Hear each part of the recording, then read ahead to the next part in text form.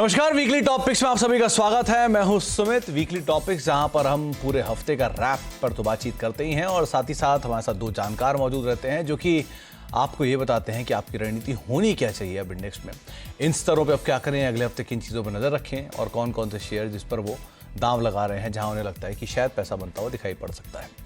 आज भी हम बातचीत करेंगे दो जानकारों से। हमारे साथ अमरीश बालिका है बातचीत करने के लिए, साथ ही साथ शरद अवस्थी सर भी मौजूद हैं जिनसे हम चर्चा करेंगे मार्केट्स को लेकर भी और साथ ही साथ उनके इंडिविजुअल स्टॉक्स के ऊपर भी बातचीत करेंगे। लेकिन इस पूरे हफ्ते का जो रैप है वो आपकी स्क्रीन पर आता हुआ दिखाई पड़ेगा, किस तरह की सिचुएशन बनी है।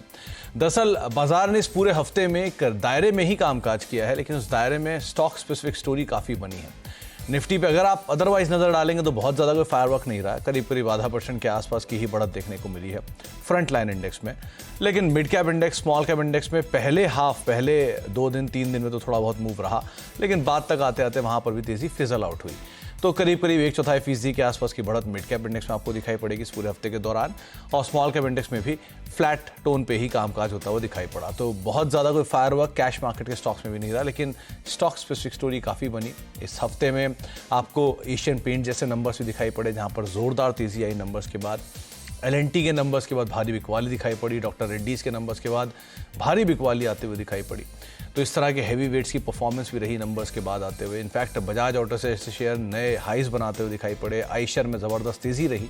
तो बहुत कुछ इवेंटफुल हुआ ज़रूर, लेकिन इस इवेंटफुल वीक के अंदर जो मूव देखने को मिला है उसमें स्टॉक स्पेसिफिक स्टोरीज ज़्यादा बनते हुए दिखाई पड़ी।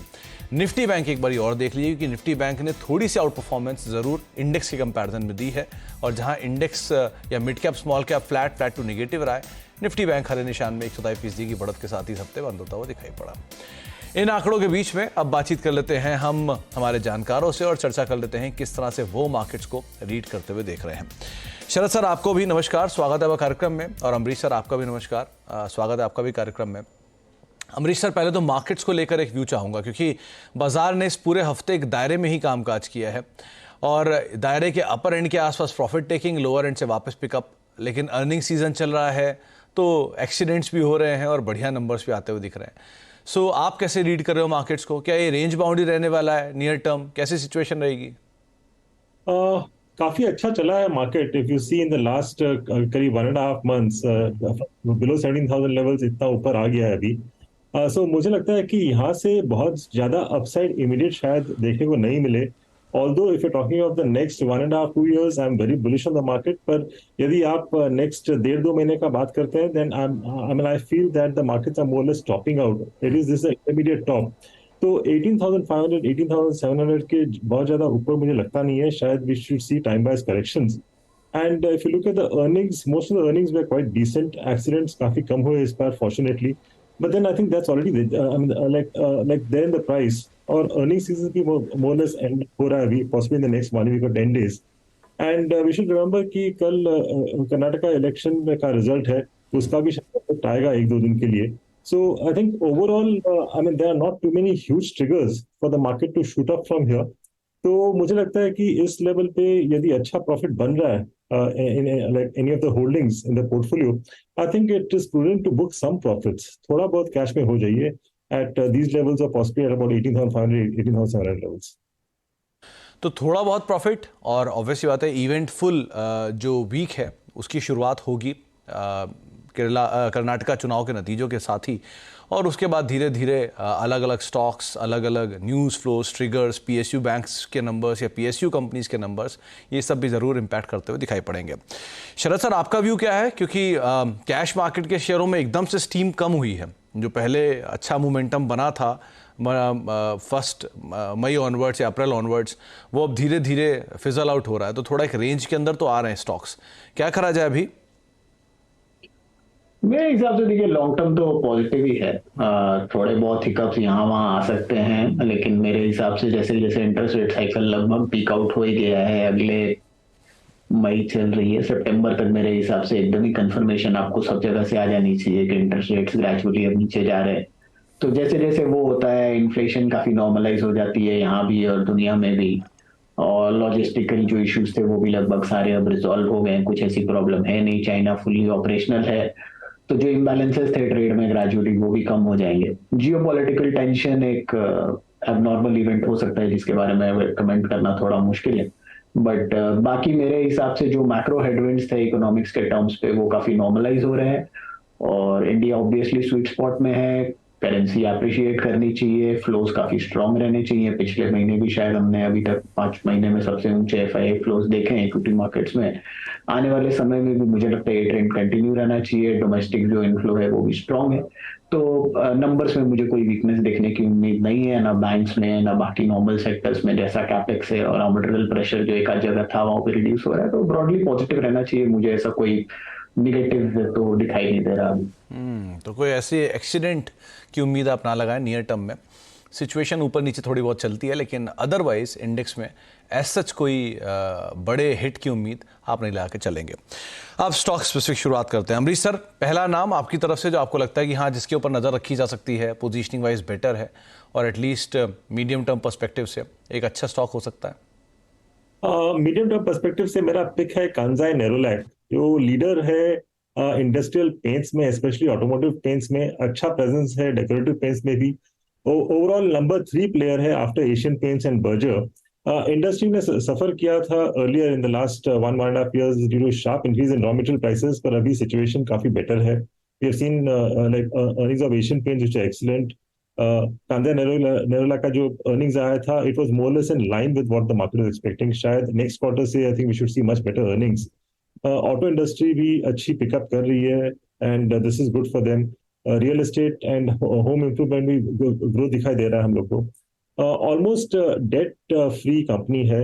प्रीमियम प्रोडक्ट्स पोर्टफोलियो इन लोग इनफैक्ट बढ़ा रहे हैं, so margins should improve going ahead. और अभी काफी एडवर्टाइजमेंट भी कर रहे हैं which I think should result in much better demand and revenue. So overall negative price है विद पिकअप इन डिमांड। जो मेरा एक्सपेक्टेड ईपीएस है फॉर FY25 करीब 15 का है, तो यहाँ पे मेरा टारगेट बनता है at least the medium term of about 495 to 500। Okay, तो 495 से आप 500 रुपए के टारगेट्स के लिए कंसाई नेरोलैक को देख सकते हैं। क्योंकि अमरीश सर आपने इसकी बात की तो एशियन का भी जिक्र करना ज़रूरी है। अच्छे नंबर्स पोस्ट किए हैं स्ट्रीट एक्सपेक्टेशन से। आपने कैसे रीड किया उन नंबर्स को? क्या लगता है एशियन में? नंबर्स काफी अच्छे थे। I think it was surprising क्योंकि I mean people were not too positive on Asian Paints, पर जिस तरह के नंबर्स आए हैं मुझे लगता है कि one should look at levels of about 3,800 3,900 for Asian Paints. और it's the leader by far, क्योंकि जो नंबर 1 है, नंबर 2 उनसे काफी छोटा है, नंबर 3 जो मैंने अभी बताया गुडलास नेरोलैक, कांजाई नेरोलैक, नॉट गुडलास नेरोलैक। तो कांसाई नेरोलैक 450 रुपए के आसपास आप इनफैक्ट 500 रुपए के टारगेट्स के लिए आप इसे 495 500 रुपए टारगेट्स के लिए देख सकते हैं। 418 के 100 रुपए कामकाज कर रहा है। और ये बात सही है कि एशियन पेंट्स के नंबर सरप्राइज किया है। और जो अमरीश सर कह भी रहे हैं कि देश की सबसे बड़ी कंपनी 3 लाख करोड़ की मार्केट कैप, और दूसरी तरफ तमाम कंपनियों की मार्केट कैप को भी अगर आप जोड़ देंगे तो महज 1 लाख करोड़ रुपए बैठती है। तो उससे अंदाजा लगा लिए किस तरह का साइज स्टेचर एशियन पेंट्स का है। शरद सर, आपकी तरफ से पहला नाम पीवीआर सबसे बड़ी आज के दिन मूवी एग्जीबिशन कंपनी हो गई है इंडिया में। मर्ज्ड एंटिटी के पास 1600-1700 स्क्रीन्स रहेंगे, और ग्रेजुअली ओटीटी पे रिलीज वाला जो फेज था वो भी ग्रेजुअली कम हो रहा है। ज्यादातर बड़े डिस्ट्रीब्यूटर्स हॉल्स में वापस आ रहे हैं। डिस्टेंसिंग की प्रॉब्लम भी ग्रेजुअली कम हो गई है।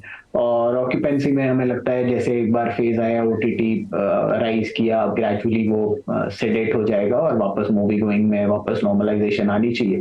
तो वापस हम 30-33% जो ऑक्यूपेंसी होती थी वहां जा रहे हैं।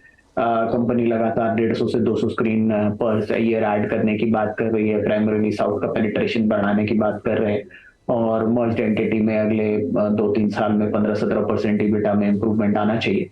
तो हमें लगता है अगले 2 साल में काफी शार्प इंप्रूवमेंट नंबर्स में आ सकता है। अभी जो 10-11 रुपए है वो ग्रेजुअली बढ़ के 70 रुपए के आसपास हो जाएगा, और अगले 2 क्वार्टर्स में भी आपको लगातार नंबर्स में इंप्रूवमेंट और आउटलुक में इंप्रूवमेंट दिखना चाहिए, जैसे न्यू रिलीजेस वगैरह प्लान है। तो 2100 रुपए के लक्ष्य के हिसाब से पीवीआर 2100 रुपए के टारगेट्स के लिए पीवीआर आइनॉक्स नई एंटिटी जिसके नंबर्स भी अवेटेड हैं, लेकिन नंबर्स को छोड़िए आप अदरवाइज जो कई सारे तर्क दिए हैं उन तर्क के हिसाब से भी आप इसे देख सकते हैं। शरद सर, आप शुरू से ही पीवीआर को ट्रैक करते आए हो, मतलब जहाँ तक मेरी याददाश्त कहती है तो शायद कई सालों से मैं सुन रहा हूँ, कोविड के पहले से आप पीवीआर को ट्रैक कर रहे हो। पिक्चर देखते नहीं हो आप ज़्यादा, पीवीआर को आप इतना ट्रैक करते हो, कोई खास वजह? नहीं, वैसे तो मैं ड्रिंक भी नहीं करता, तो मैकडॉगल भी ट्रैक करता हूँ, ऐसी कोई स्पेसिफिक नहीं है। मेरा फोकस इन चीजों पे रहता है, जैसे इंडिगो हम लोग कुछ दिन पहले तक बोल रहे थे, टाटा मोटर बोल रहे थे। अगर कोई स्टॉक अपने ट्रैक से थोड़ा सा बीट एंड डाउन है और जो मीडियन नंबर्स वो रिपोर्ट कर सकते हैं, जिसपे वो ट्रेड कर सकते हैं, जस्ट बिकॉज एक टेम्पोररी सेंटिमेंट सेटबैक है, तो वैसे आइडियाज में मुझे लगता है अल्फा काफी जनरेट होता है, तो मैं उन पे फोकस करता हूँ। मैनेजमेंट का कोई इशू है नहीं, बैलेंस शीट का कोई इशू है नहीं, जस्ट अभी सेंटिमेंट थोड़ा सा ओटीटीज की तरफ शिफ्ट है, तो ग्रेजुअली जैसे जैसे सेंटिमेंट वापस आता है, मेरे हिसाब से वैल्यूएशन में भी वो ऑप्टिक अपने को दिखाई देनी चाहिए। इनफैक्ट लास्ट ईयर से नंबर कंपेरेबल होंगे नहीं, क्योंकि पहले सिंगल एंटिटी थी, अब मर्ज्ड एंटिटी है, लेकिन अदरवाइज आप इस पे ध्यान दे सकते हैं। देश की सबसे बड़ी ऑर्गेनाइज मल्टीप्लेक्स प्लेयर पीवीआर, जिसके ऊपर आप दांव लगा सकते हैं। अमरीश सर, दूसरा नाम आपकी तरफ से। दूसरा नाम है Sudarshan chemical, again paint sector से जुड़ा है। Again this is leading player in Indian colour pigment industry, करीब 35% मार्केट शेयर है और टॉप 4 प्लेयर्स है ग्लोबली है। तो निश डोमेन है हाई परफॉर्मेंस पिगमेंट्स में इनका। वाइड पोर्टफोलियो है of about 4000 varieties of products जो यूज होते हैं कोटिंग्स, पेंट्स, प्रिंटिंग, प्लास्टिक्स और बाकी स्पेशलिटी एप्लीकेशंस में। डोमेस्टिक डिमांड में भी लाइक अपटिक देखा हुआ है। Paint industry anyway has been performing well in the recent past, जो हमने अभी डिस्कस किया था। और पिगमेंट सेक्शन करीब 48% उनका पिगमेंट सेक्शन से एक्सपोर्ट होता है। एंड 2 मेजर इंटरनेशनल प्लेयर्स जो पिगमेंट में थे वो बंद हो रहे हैं। I think this is extremely positive for Sudarshan. Recently करीब 75 करोड़ का केपेक्स इन्होंने कंप्लीट किया है, उसका प्रोडक्शन फुली ऑनलाइन हो जाएगा over the next possible year, and this should add about 1500 crore of revenue. Last month 356 crore का एक लैंड इन्होंने बेचा है, so this will like reduce the debt because will be repaying the debt. तो यहाँ पे मेरा एक्सपेक्टेड ईपीएस है फॉर FY25 करीब 25 रुपीज का है, और यहाँ पे टारगेट बनता है 550 का। तो 550 के टारगेट्स के लिए आप सुदर्शन केमिकल को देख सकते हैं। 70 साल पुरानी ये कंपनी है, और ना केवल ये केमिकल बल्कि कोटिंग्स के लिए, प्लास्टिक्स के लिए, प्रिंटिंग के लिए, स्पेशल एप्लीकेशंस के लिए या कॉस्मेटिक्स के लिए, इन सब के लिए ये केमिकल बनाती है। पुरानी हिस्ट्री कंपनी की, और 550 रुपये के टारगेट्स के लिए आप सुदर्शन केमिकल को देख सकते हैं। एक नॉन मिड कैप कंपनी के तौर पे आप इसे देख सकते हैं। शरद सर, आपकी तरफ से दूसरा नाम। भारती एयरटेल, हमें लगता है ग्रेजुअली जैसे जैसे 5G की यूजेज बढ़ती है, जो ये उम्मीद की जा रही है कि अभी जो लगभग 5% है, अगले 2 साल में वो बढ़ के 20-25% के आसपास हो जानी चाहिए। प्लस जो डेटा यूजेज है वो 5G यूजर्स का लगभग नॉर्मल यूजर्स से 2-2.5 गुना ज्यादा होता है, तो वो भी फायदा इस कंपनी को मिलना चाहिए। वोडाफोन की जो एब्सेंस है उसका भी फायदा इनको मिलना चाहिए, तो पोर्ट ज्यादा होना चाहिए, तो उसका फायदा होना चाहिए। वन वेब जो इन्होंने रिसेंट इन्वेस्टमेंट की है लो अर्थ ऑर्बिट वाले सैटेलाइट्स को यूज करके, ये one of the first launches हो सकते हैं इंडिया में, और उसका फायदा इनको लॉन्ग टर्म में मिलना चाहिए। इन एडिशन हमें लगता है ब्रॉडबैंड की जो कनेक्टिविटी है और जो पेनिट्रेशन लेवल्स अभी इंडिया में है वो भी काफी नासेंट स्टेज पे है, तो वहां से भी काफी बढ़िया ग्रोथ लॉन्ग टर्म में आनी चाहिए। तो कुल मिला के आरपूज में भी थोड़ा बहुत और इम्प्रूवमेंट यहाँ से आ सकता है, जैसे जैसे 5G का एडवेंट और ज्यादा स्ट्रेंथ पकड़ता है कमर्शियल वाले साइड पे और ज्यादा। तो मुझे लगता है अगले 2-3 साल में अर्निंग्स ट्रैजेक्टरी काफी स्ट्रॉन्ग रहनी चाहिए। इस साल भी ग्रोथ काफी स्ट्रॉन्ग रहनी चाहिए, 16 रुपए के आसपास की अर्निंग आनी चाहिए। अगले साल आप 25-30 रुपए की अर्निंग एक्सपेक्ट कर सकते हैं, तो 30 का मल्टीपल मेरे हिसाब से आसानी से मिल जाना चाहिए। तो 900 रुपए के लक्ष्य के हिसाब से भारतीय एयरटेल, इसको भी आप देख सकते हैं। कुछ दिन पहले, इनफैक्ट 1-2 दिन पहले इसके अफ्रीकन बिजनेस के नंबर्स आए थे, सीक्वेंशियल बेसिस पे फ्लैट, लेकिन वाई बेसिस पे एक अच्छी ग्रोथ वहाँ पर देखने को मिली। 900 रुपये के टारगेट्स के लिए आप भारतीय एयरटेल के ऊपर भी दाम लगा सकते हैं। तो 4 नाम हमें मिल चुके हैं, 2 और नाम बाकी हैं। एक ब्रेक का वक्त है, ब्रेक के बाद लौटते हैं, दोनों ही जानकारों से बातचीत जारी रखते हैं।